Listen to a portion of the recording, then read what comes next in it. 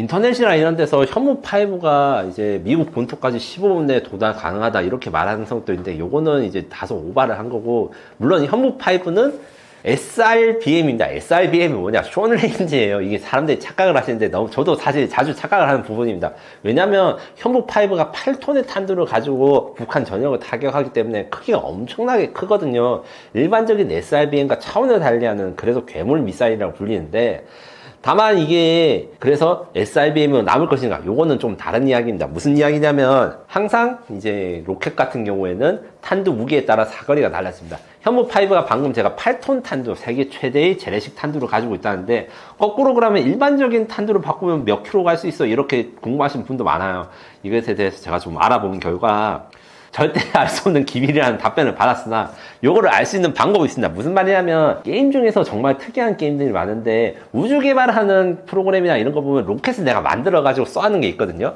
현무5를 그런 게임에서 원래 8톤짜리 탄두를 가셔서 600km를 비행할 수 있는 그런 로켓을 하나 만든 다음에 이 8톤 탄두를 일반적인 핵미사일 500에서 1톤 정도의 가벼운 탄두로 가면 몇 킬로 가는지 대충 예상을 할 수 있습니다. 이 누구나 할 수 있는 거라 가지고 아마 이제 다른 분들이랑 유튜브에서 나오실 건데, 거의 한 5,000km 이상은 갑니다. 물론 여기 미국 본토까지 갈 수는 없지만, 이 5,000km라는 거는 이제 한국, 대한민국 서울에서 호주의 퍼스, 그러니까 호주 최북단이나 혹은 이제 인도의 히말라야 산맥, 여기까지 갈 수 있는 아주 큰 IRBM 중장거리 탄도미사일에 가깝다, 이렇게 말씀드릴 수 있고, 미국 본토까지 갈 수 있는 이제 로켓은 아직은 없는데, 이거는 이제 소문입니다. 이거는 확인되지 않은 이야기로 제가 말씀드리자면, 이제 현무5의 8톤 탄두의 성능을 더 능가하는 초거대 탄두를 만들거나 이럴 경우에는 탄두를 바꿔 끼면 당연히 미국 본토까지 갈 수 있고, 그 다음에 지금 현재 평화적인 용도로 사용되고 있는 고체 연료 우주 로켓이 이제 하나 시스템에서 만들어가지고 제주에 발사한 적이 있습니다. 요게 현무5랑 같은 엔진인데, 현무5랑 달리 다단 로켓으로 되기 때문에 요것을 뭐 탄도미사일로 바꾸면 미국까지 갈 수도 있겠지 않나, 이런 의혹이 있죠. 의혹입니다. 의혹. 사실이 아니고.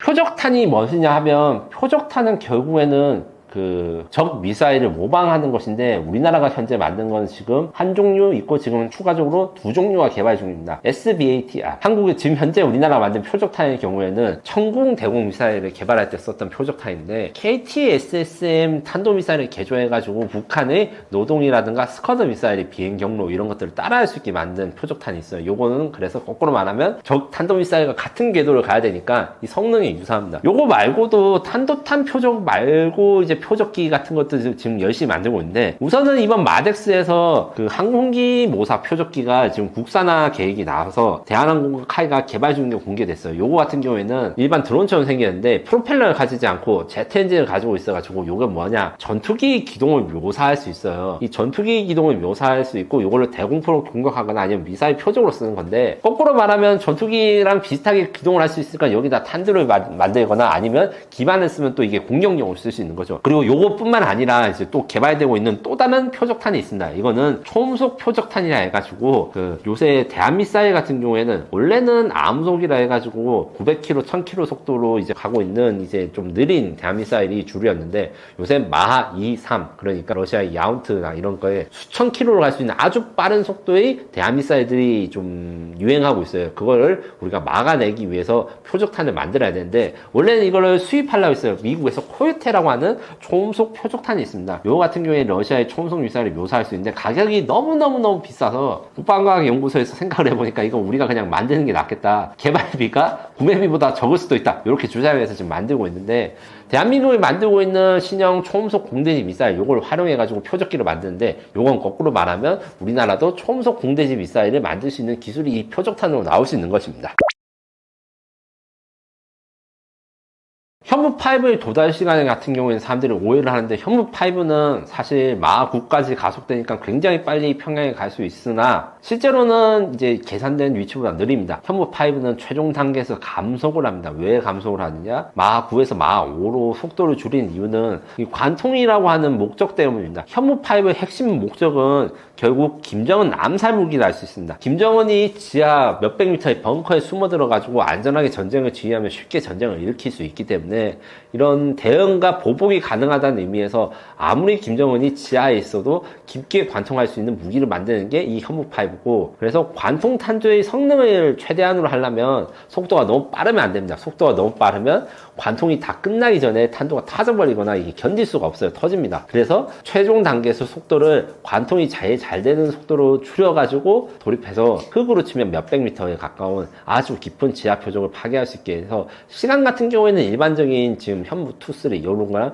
크게 차이가 없거나 더 깁니다. 고도가 높아지기 때문에. 대신에 요 시간도 북한 김정은이 대응할 수 없고, 대신 현무5가 지금 성능으로 이제 안보 균형에 미치는 영향을 또 여쭤보셨는데, 현무5 성능은 지금 대한민국 안보 균형을 뭐 한국 쪽이 유리하다고 볼 수는 없고 한국 쪽에 그나마 좀 버텨주고 있다, 이 개념이 맞습니다. 핵은 핵으로 대응해야 되는데 현무5는 핵무기가 아니기 때문이죠. 물론 이것 때문에 우리나라가 무조건 무작정 핵을 만들어야 되는 것도 아니고, 대한민국은 확장 억지라는 개념으로 한미연합 동맹 자산으로 이제 북한과 핵 균형을 이루고 있습니다. 다만 현무5가 핵무기는 아니지만 그래도 이제 핵과 유사한 효과를 가질 수 있는 거 무엇인가? 현무5가 앞서서 김정은 암살 무기라고 했는데, 김정은 암살 수단은 현무5 외에는 전부 다 핵무기를 쓸 수밖에 없습니다. 아니면 B-21의 모업이라고 하는 이제 21톤짜리 폭탄인데, B-21이나 B2는 아주 적은 수량이라서 미국만 결국 쓸 수 있고, 그래서 핵전쟁을 각오하지 않더라도 김정은이 암살될 수 있다, 이 자체가 현무5의 전략적 의미고, 일부 사람들은 이에 대해서 대응할 수 있는 방안, 그러니까 핵무기에 대해서 좀 균형을 할 수 있는 방안에 대해서 연구를 하신 분도 있어요. 미사일 1만 양탄설이라고 전직 국방과학연구소 소장님들이 이야기를 하시는데, 공격과 방어 미사일을 대한민국이 10,000발 갖춰가지고 공격을 할 때 현무5 수백 발로 이제 평양을 폭격하면 이게 핵 공격과 비슷한 효과를 낼 수 있다. 물론 요거에 대해서는 좀 검증이 필요한데, 그 평양 같은 경우에도 이제 우리나라 서울보다 위상이 더 훨씬 더 높습니다. 그 집중도가 강하고 핵심 인프라가 모이기 때문에 핵이 아니더라도 평양을 지도에서 지울 수 있다면 김정은이 전쟁을 수행하고자 하는 의지가 꺾일 수 있다. 요거를 현무5를 대량 양산으로 대응하자, 이런 논의가 있고, 그리고 북한도 이걸 모르는 바가 아닙니다. 그래서 북한 또한 이제 대응책을 만들고 있는 게, 우리나라가 KAMD 뭐 총투나 뭐 LSM을 사용해가지고 적의 미사일을 만든 미사일 방어막을 만드는 거랑 같이 북한이 별지라고 하는 대공미사일 북한판 천공을 만들어서 우리 탄도미사일 요격하는 능력을 이제 좀 갖춰가고 있어요. 여기에 대응하기 위해서 우리는 HGV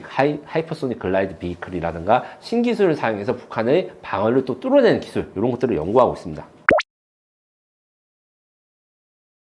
질문에 지금 현무가 몇 가지 나왔냐 이렇게 말씀을 해주셨는데, 지금까지 공개된 건 현무5고 6랑 7이 무엇인지 아는 사람은 아무도 없습니다. 정확히 말하면 알고 있어도 대답을 안 해주시고요. 차세대 현무에 대해서 그런 소문만 문서한 상태에서 저는 그래도 좀 조사를 해보고 전문가들한테 얻을 수 있는 정보를 했을 때, 일단 현무5보다 더 큰 탄두를 가질 것인가, 요거는 사실 좀 여러 가지 문제가 있고 해결해야 할 관제가 있어서 우리가 더 주목해야 될 거는 현무의 지금 성능 중에서 비행 성능을 높이는 것이 중요합니다. 무슨 말이냐면, 이제 현무가 주변국도 대응해야 되고 북한도 미사일 방어 전력이 있으니까 미사일 방어망을 뚫을 수 있는 현무를 만들어야 되는 게 중요한데, 이를 위해서 해야 되는 핵심적인 게 HGV라는 기술입니다. 하이퍼소닉 글라이드라는 건데, 이게 현무2C만 돼도 MRV라 해가지고 움직입니다. 팝업 기동 같은 걸 하면서 저기 여기 떨어질 것 같은데 예측하는 궤도를 벗어나는 기동을 가지고, 이게 북한이라든가 중국도 가지고 있는 기술인데, 이거를 좀 더 발전시켜서 비행기처럼 활공을 할 수 있게 해서 어디에 떨어지는지 모르게 하고, 그 다음에 저거의 요격 미사일을 그 방어막을 피해서 우회 기동할 수 있는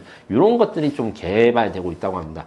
다만 지금 현재 유튜브나 이런 데서 현무 6, 7 이렇게 말씀하시는 분들 있으면, 요거는 이분들이 좀 조회수를 위해서 다소 과장을 하는 거야, 이렇게 생각하시면 될 것 같습니다.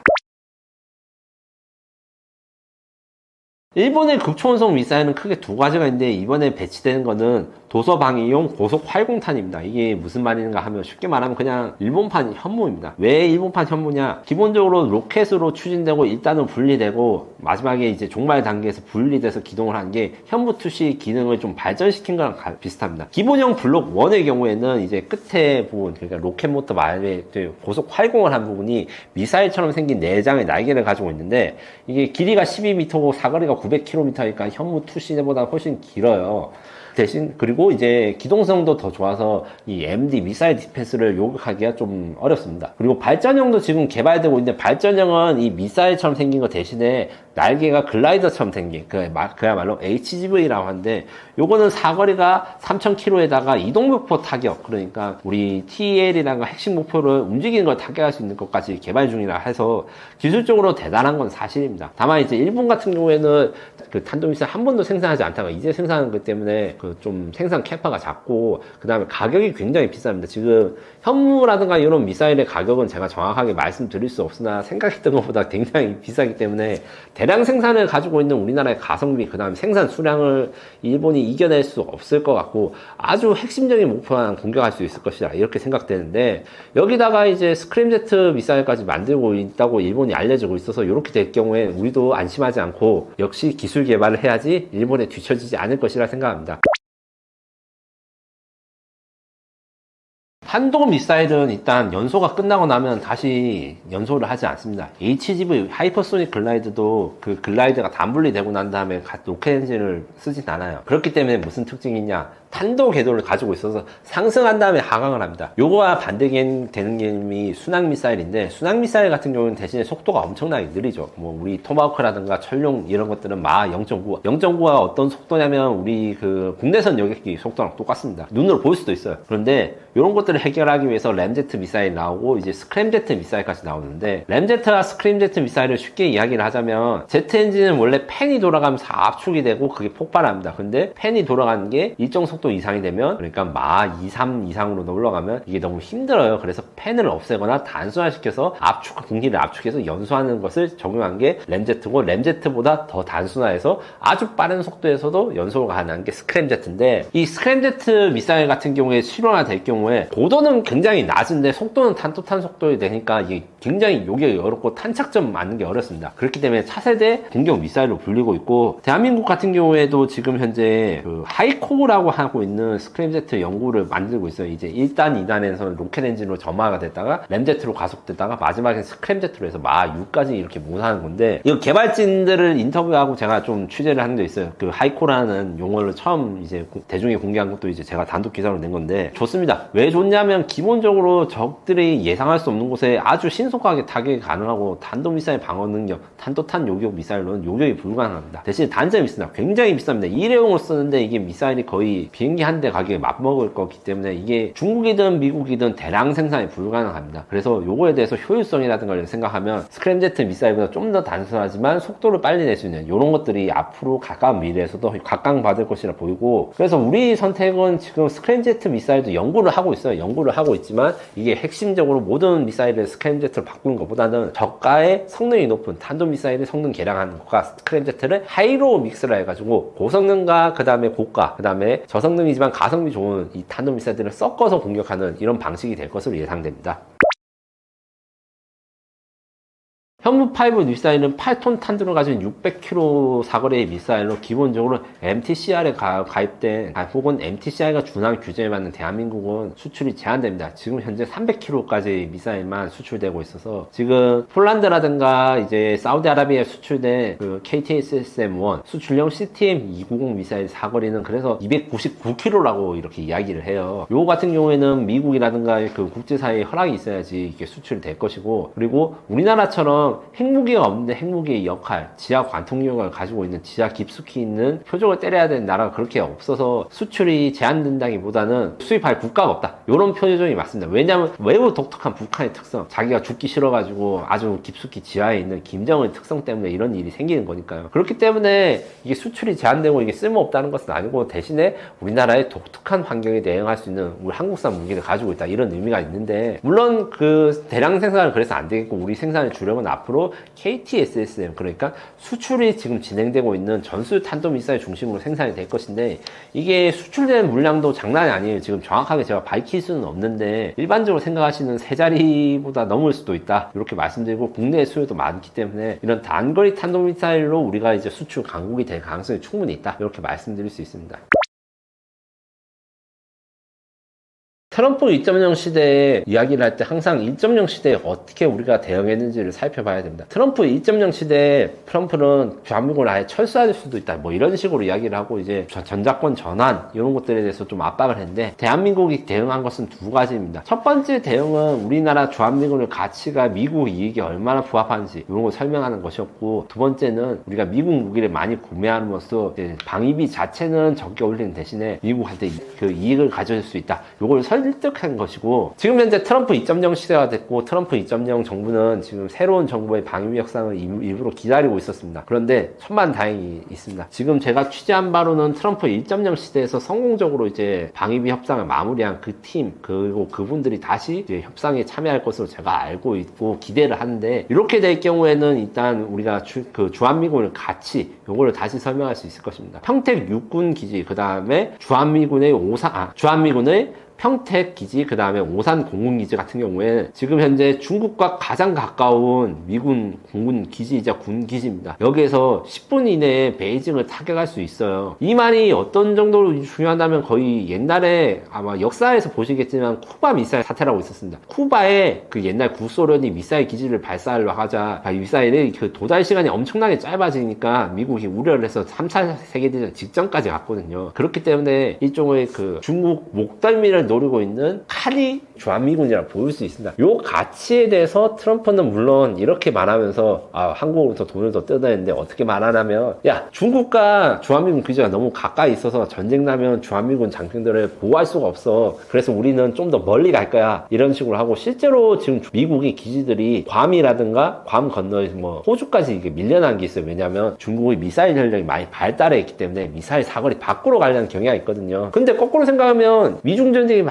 일어났을 때 그 미사일 사거리 밖에 있으면 그 미사일을 파괴하려면 어떻게 가야 되냐, 안으로 들어가야 됩니다.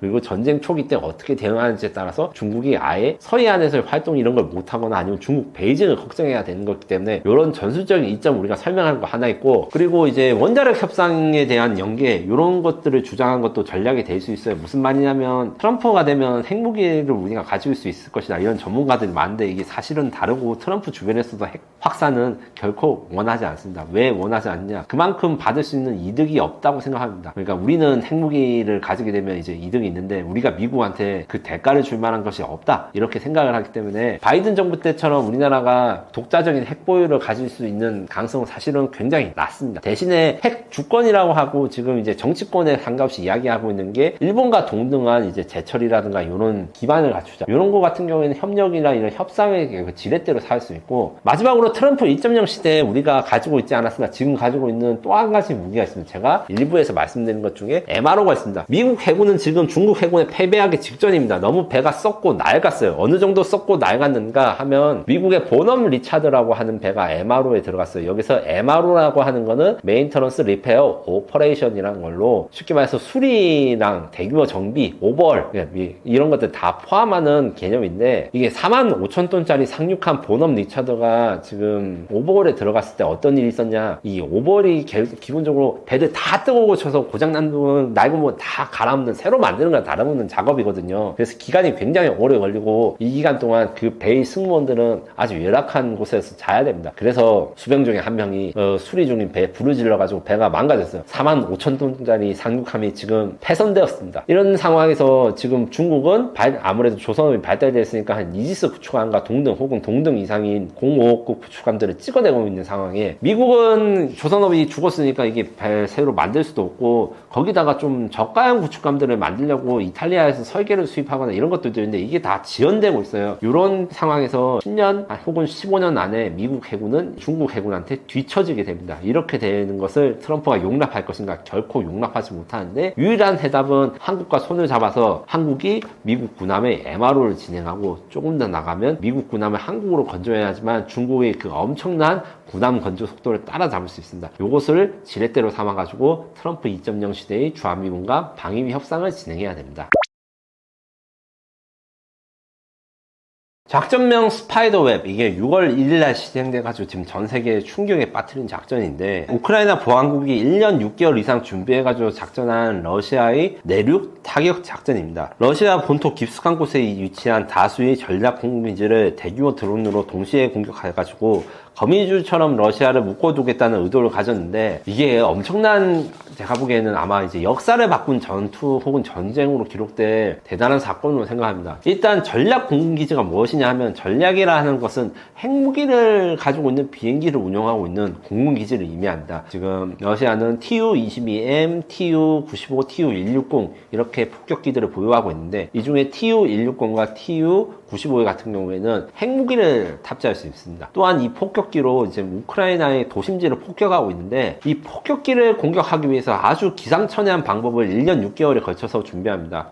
볼로디미르 젤렌스키 대통령이 SBU, 우리로 치면 국정원인데 국정원과 조금 다른 건, 얘는 직접적으로 특수부대가 같이 있습니다. 그러니까 정보랑 타격을 같이 하는 기관인데, 바실 말리우크 SBU 국장한테 이거 지시를 해가지고 준비를 하는 건데, 일반적으로 드론 공격 지금 우크라이나 전쟁에 많이 쓰고 있는 우리 DJI 드론 같이 생긴, 혹은 FPV라 해서 촬영할 때 쓰는 이런 드론 같은 경우에는 특징이 있습니다. 비행거리나 이동거리가 20분 이내입니다. 아주 짧고 가까운 거리 이렇게 써서, 흔히들 보고 있었던 드론이 전쟁을 바꾼다면서 본 영상들, 유튜브에서 보신 것들은 결국 전투 중심이 2에서 3km, 매우 짧아요. 그래서 장거리 타격이 불가능하고, 장거리 타격이 가능한 드론들이 있습니다. 뭐 러시아의 샤헤드 드론이나 이런 것들이 있는데, 이런 것들은 비행기처럼 생겼어요. 멀리 날아가야 되니까 날개가 있습니다. 날개가 있는 대신에 이제 좀 크기가 커서 격추되기도 쉬워요. 뭐 기관포에도 격추될 수 있고 이런 건데, 이 거미줄 작전은 그래서 생각합니다. 어떻게 하면 적 내륙 러시아의 공군기지, 여기 지금 지도나 이런 거에서 나오면 보겠지만, 뭐 단순히 모스크바 근처만, 그러니까 우크라이나에서 몇백 킬로 떨어진 데도 있지만 북극 근처에 기지도 있고, 저 멀리 내몽골 위쪽에 있는, 그러니까 우크라이나보다 한국보다 더 가까운 곳에 아주 내륙도 갔습니다. 어떻게 했냐, 이동식 주택을 만듭니다. 이동식 주택에 자폭 드론을 숨겨가지고 러시아 택배로 보냅니다. 러시아 트럭들이 아무것도 모른 채로 정해진 주소로 드론이 숨겨진 이동식 주택을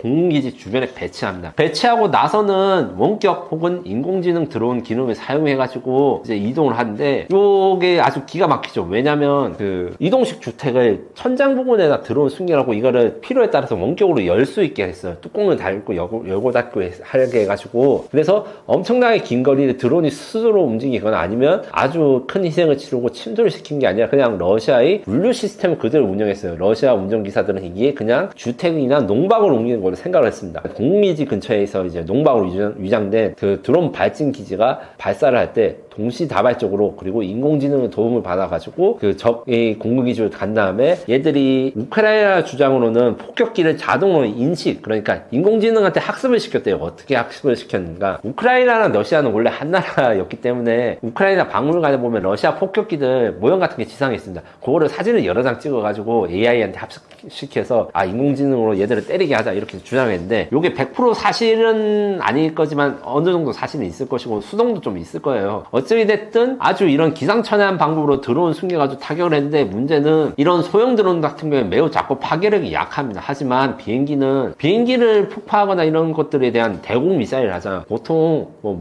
탄두가 몇백 킬로짜리도 있는데 10킬로짜리 이런 것만 해도 날개 부러지면 끝납니다. 그리고 비행기라는 게 굉장히 좀 세밀한 거라 가지고, 뭐 문짝 뜯었을 때 문짝만 교체하고, 자동차 같이 수리가 안 돼요. 특정 용고리라든가 프레임이 날아가거나 핵심 전자장비가 날아가면 버리는 게 더 좋습니다. 이런 걸 활용해가지고 드론을 타격했는데, 이 러시아의 전략 공군기지는 핵무기도 운영하고 아주 중요한 것 같지만 드론 방어 설비가 제대로 안 돼 있어요. 왜냐? 우크라이나군의 드론은 이동거리가 짧아서 러시아 공군기지까지 갈 일이 없기 때문이에요. 그러니까 이게 눈뜨고 강할 수밖에 없는데, 이게 기본적으로 오사 FPV, 그러니까 우크라이나 독자 개발했다고 주장하는 인공지능 FPV 드론 약 117기에서 150기를 발사해서 40여 대의 러시아 항공기를 손상시켰다고 하는데, 이게 그리고 뒤늦게 알려지거나 아니면 중간에 막은 사례들이 있었다고 해요. 러시아 주민들이 동네에 새로운 집이 생겼는데 거기에서 뚜껑에서 드론이 날아간다 이렇게 신고를 해가지고, 그래서 신고를 하기 위해서 신고를 받고 뭐 경찰이라든가 소방관들이 찾아갔을 때 이 이동식 주택에 또 부비 트랩이 있었다고 합니다. 부비 트랩으로 폭발해서 증거까지 인멸시키고, 이런 이중의 작전으로 엄청난 성공을 가졌다 이렇게 말씀드릴 수 있습니다. 일단 우크라이나가 말한 성과랑 러시아가 말하는 피해가 조금씩 다릅니다. 이거는 인도 파키스탄 공중전과 약간 비슷한 과정인데, 우크라이나 측 성과는 이제 최소 41기 러시아 전략 공군의 항공기를 파괴 또는 손상시켰으며, 이거는 러시아의 전략 미사일 운반 항공기, 그러니까 핵무기를 운반할 수 있거나 아니면 우크라이나에 폭격하는 항공기 전체의 3분의 2, 34%를 파괴했다고 진술했습니다.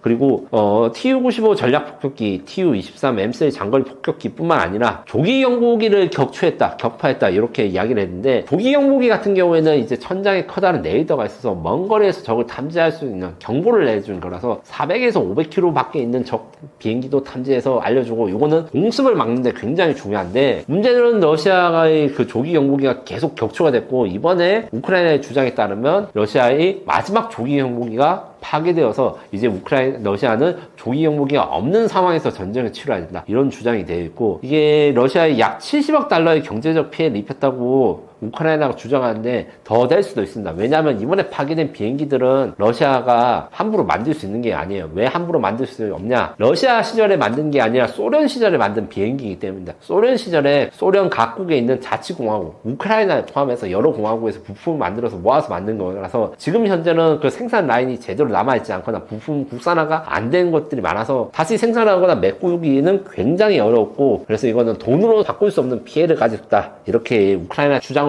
보면 이제 이런 성과를 알 수 있고, 러시아는 그 정도까지는 타격되지 않았다, 이렇게 말씀드리고, 무르만스크와 이르쿠츠크 공군 기지에서 일부 항공비 화재 손상이 있었을 뿐, 이게 우크라이나 주장으로는 5개의 공군 기지를 타격했다 했는데 실제로는 2개만 피해가 있었다, 이렇게 러시아가 주장하고, 그런데 이제 위성사진 분석을, 그러니까 민간 전문가들이 요즘 위성사진 분석해서, 저도 이제 아주 중요한 일 있으면 이제 큰맘 먹고 $100 정도 내면 위성사진을 살 수가 있어요. 그런 거 보는데, 민간 전문가 싱크탱커들은 최소 13개의 항공기, TU-95 8기, TU-22 4기 등 명확하게 파괴된 게 확인되었고, 그리고 이것들이 러시아 발표보다 훨씬 더 피해가 크다, 이렇게 이야기를 했는데, 이거 같은 경우에는 지금 현재 또 러시아가 이걸 숨기려고 멀쩡한 비행기랑 그 새 비행기 바꿔가지고 위성사진에 멀쩡한 비행기가 파괴되지 않은 척 이렇게 하고 있다가 들키고 있는 거기 때문에, 실제로 러시아처럼 아주 일부 항공기만 파괴된 것은 아니고 정말 우크라이나의 주장에 가까운, 그러니까 20대 이상의 항공기를, 그리고 아주 중요한 전략 폭격기를 잃었다, 이렇게 말씀드릴 수 있습니다.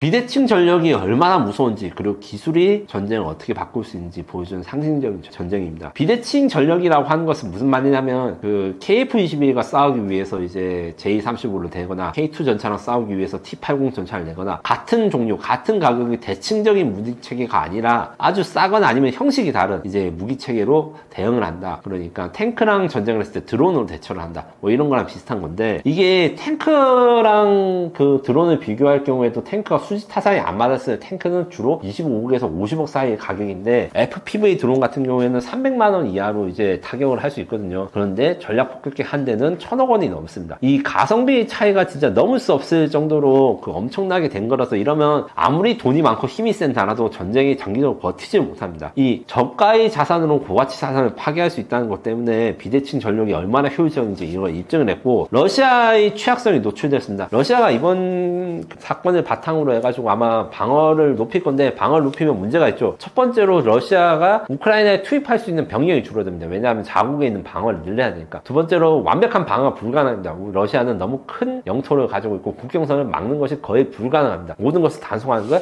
어렵습니다. 이렇게 생각하면 항상 후방 타격의 위험을 이번 사건 때문에 받고 이걸 감안해서 전력을 해야 되기 때문에 우크라이나에 투입되는 전력을 줄일 수밖에 없습니다. 여기다가 민간 물류망 여기요. 그러니까 단순히 택배로 이 물건을 가져갔는데 이 택배가 사실은 드론을 가는 캐리어였다, 이런 것들을 개념 같은 경우에는 민간 물류망을 그럼 어떻게 감시할 것인가. 실제로 이번 사건이 터져나서 러시아 전체의 트럭 물류망이 거의 마비가 됐어요. 이제 사건이 터졌으니까 모든 트럭들을 다 감시하고 뜯어가지고 드론이 있는지 감시해야 되니까 이게 엄청나게 물류가 밀리고 경제적 피해가 막심하거든요. 이런 창의적인 전술 수행 방식이 그래서 사회적으로도 미친 파장이 크다. 그리고 심리적 타격, 그러니까 지금 계속 이야기되는 게 우크라이나 언제 종전이 되는가, 언제 전쟁이 끝나냐, 우크라이나가 지금 지겠다 이렇게 이야기를 했다가 여기다가 트럼프 정부가 최근에 우크라이나 정부에 대해서 뭐 무기 지원 같은 거 좀 소극적으로 해주고 빨리 전쟁 끝내고 휘토르자 이렇게 했고, 유럽도 장거리 무기 같은 거 지원을 좀 안 해줬는데 우크라이나가 우리는 미국과 유럽의 지원 없이도 장거리 타격이 되고 이렇게 우크라이나가 러시아를 혼내줄 수 있다, 너희들이 조금만 도와주면 되니까 지금 전쟁이 끝난다 하지 말고 조금 더 지원해달라, 이게 설득력을 가지고 있죠. 우크라이나 계속 패퇴하거나 이런 뭐 쿠르스크 전선 이런 데서 좀 안 좋게 되고 있는 걸 아주 역전을 하고 계속 전쟁을 이길 수 있고 러시아가 전략적으로 부담을 느낄 수 있는 능력을 보여줬다. 이렇기 때문에 우크라이나 전쟁도 장기화될 것으로 보입니다. 네. 기본적으로 서방 정부기관들이 지금 이 사건에 대해서 이제 미국, 러시아가 얼마나 타격을 입었는지 이런 분석을 내놓는데, 최소 10기, 뭐 20기 이상이 손상을 받을 수 있다. 그래서 우크라이나의 40기 정도는 아니더라도 상당한 피해가 있다. 이건 다 인정하는 바이고, 이런 작전 개념에 굉장히 충격을 받았습니다. 이게 혁신적인 개념이고 대응 방법이 어려워요. 대한민국에서도 비슷한 일이 생겼으면 대응하기 어렵습니다. 민간 자산이나 이런 것들을 활용해가지고, 그 다음에 FPV 드론 같은 것도 심지어 우크라이나의 주장에 따르면 러시아에서 현지 주문하고 우크라이나에서 보내지 않았다고 주장하는 것도 있어요. 이것도 상당히 가능한 것이고, 우리나라 같은 경우에는 비슷한 사건이 그대로 이제 일어난다면 물론 폭탄, FPV가 타격할 수 있는 그 폭탄을 구하기 어렵기 때문에 그 러시아, 우크라이나처럼 우크라이나가 다 밀수를 한 것처럼 하는 게 어렵더라도 상당한 부분 재현이 가능하거든요. 이런 것 때문에 우리나라 대응책이라든가 기지 방어 정책 이게 완전히 바꿔야 될 것이고, 이게 대해서 대응책이 굉장히 어렵습니다. 그리고 지금 공군기지는 원래 보호가 돼야 되는데 이 보호를 제일 잘하고 있는 나라가 사실 우리나라랑 북한이에요. 그리고 이란 정도가 될 수 있는데, 이란과 북한 같은 경우에는 공군 경기지, 경납국, 비행기 같은 거를 아예 굴을 파가지고 안에 넣습니다. 물론 이것도 갱도 입구가 무너지면 비행기를 못 가는 단점이 있고요. 우리나라 같은 경우에는 강화 콘크리트 쉘터라고 합니다. 이 피난처라고 하는데 아주 튼튼하게 만들어가지고 적의 관통 폭탄이라든가 폭격에 막을 수 있게 이게 만들고, 대만도 비슷하게 합니다. 그런데 문제는 미국 같은 경우에는 땅이 워낙 넓고 해외 파견된 것도 많고 해서 미국 위성사진 같은 거 봤을 때 러시아 공군기지처럼 아주 중요한 자산, 뭐 B2 폭격기 같은 경우는 2조 원이 한 대 넘는데 그냥 밖에다 주기되어 있고, 뭐 그래서 그냥 드론이 가서 때리기만 하면 간단하게 부술 수 있는 이런 것들 때문에 지금 현재 방어 전력이나 이런 것들을 송두리째 바꿔야 된다, 이런 생각을 하고 있습니다.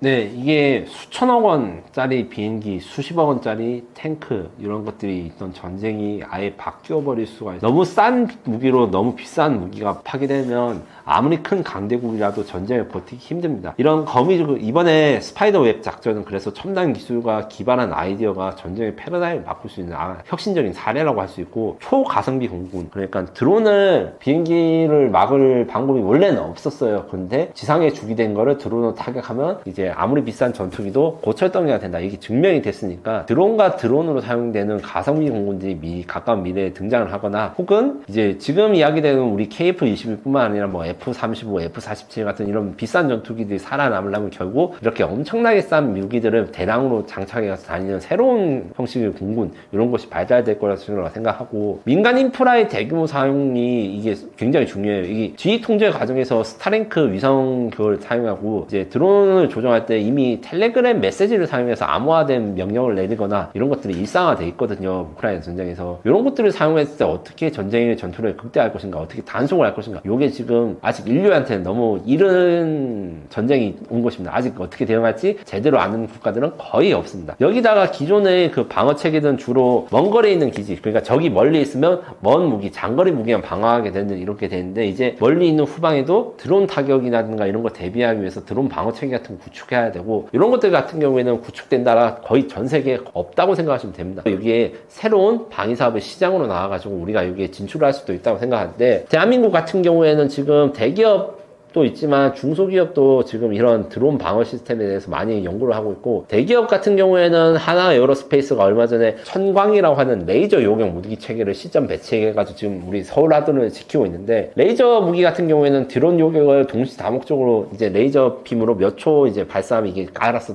불에 타기 때문에 감옥표 대응 능력이 괜찮아서 이것도 수출 상담이 되고 있고, 그 다음에 그 드론 탐지 레이더 같은 경우에는 RF코어라든가 토리스퀘어 뭐 이런 같은 이제 중소기업들이 해외보다 성능이 좋은 드론 탐지 레이더를 이야기를 하고 있고, 그리고 리어스랩 같은 경우에는 드론 타격 드론이라 해가지고 적 드론 공격을 미사일이나 이런 거 막으면 너무 비싸거나 아니면 낙탄 피해가 있기 때문에 드론으로 충돌해서 바꾸는 이런 것들을 열심히 개발하고 있는데, 이거 같은 경우에는 우리나라에도 지금 구매가 되고 수출도 될 것이라, 그래서 위협적이고 기존의 재래식 무기들을 고철로 만들어버릴 사건이지만 여기서 또 새로운 신개념 무기체가 나오고 여기서 방위 사업이 확장될 수 있는 기회가 있을 것이다, 이렇게 말씀드릴 수 있습니다.